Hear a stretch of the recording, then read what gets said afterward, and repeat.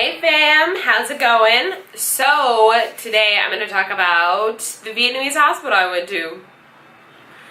So on yesterday, actually, which was Thursday, I had to go to a hospital. Long story short, my throat has been swelling all week. So it started on about Monday and I didn't really think anything of it. Thought I just had a sore throat. Tuesday afternoon, I noticed it was getting hot, like, it wasn't hard to swallow, but it was uncomfortable. Wednesday, it was getting hard to swallow.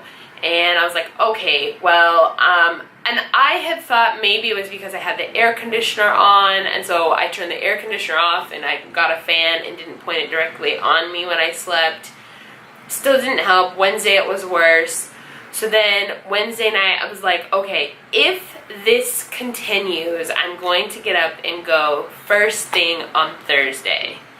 And I was not looking forward to going to the hospital because I'm slightly paranoid. Rightfully so. Yep, that traffic. Rightfully so, because I have had my fair share of experiences in hospitals. And the last time I was in a foreign country and had to go to the hospital, Spain, it was not awesome. And because Vietnam is a developing country, I thought that the hospitals here would be similar to that in Spain. This hospital was amazing. Oh my gosh, it was amazing.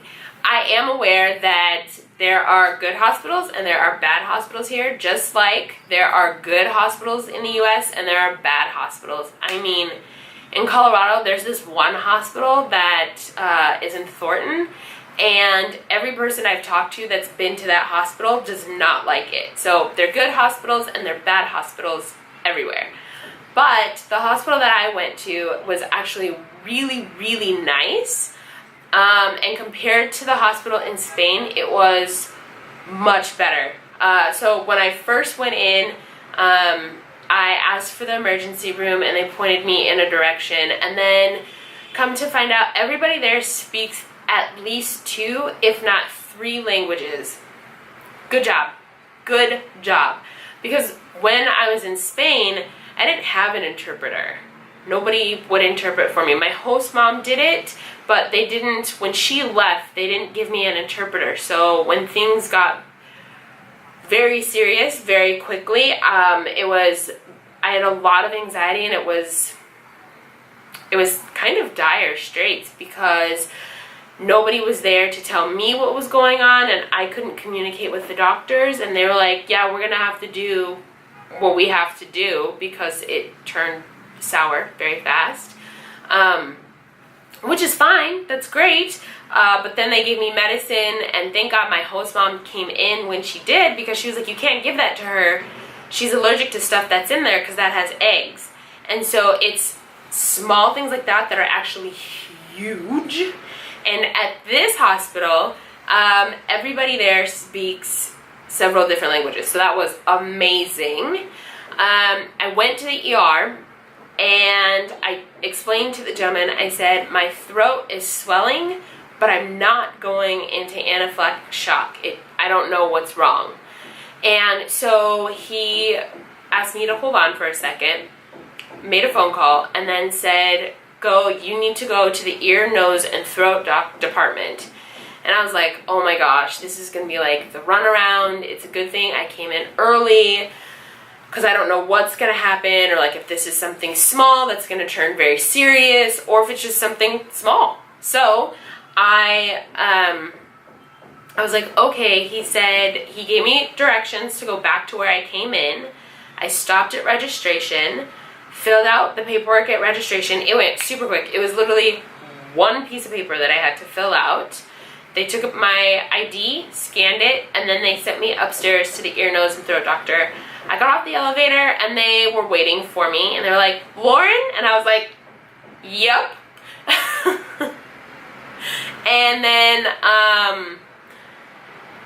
they told me to take a seat. Within 30 seconds, they came and got my vitals. I sat for maybe another 5, maybe 10 minutes. I went back, saw the doctor. He asked some questions and then sat me in a chair, examined my throat, told me I had an infection, like a sinus and throat infection, gave me medicine, and that was it. Done.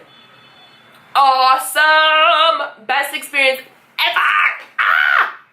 I love it. I'm so excited. I'm so grateful.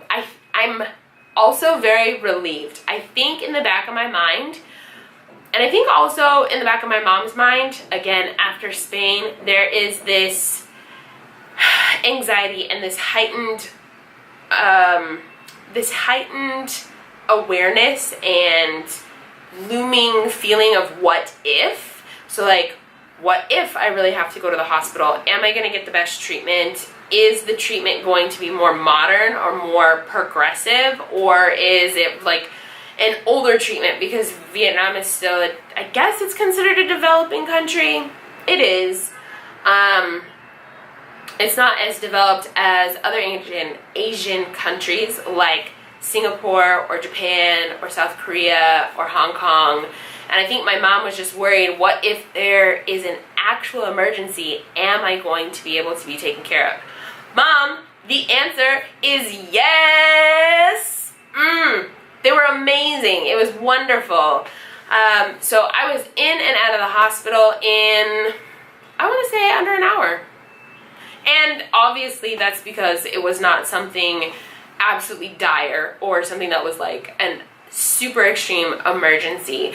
It was, I just have an infection. Hallelujah, hallelujah. And it can be very simply cleared up. So I have medicine that I started taking. And it's probably great that I am done with classes so I can hopefully rest my vocal cords. That's not gonna happen. But I'm gonna pretend that I'm gonna rest my vocal cords. And yeah, my experience at a Vietnamese hospital was amazing. I'm so grateful. And that's it for the video.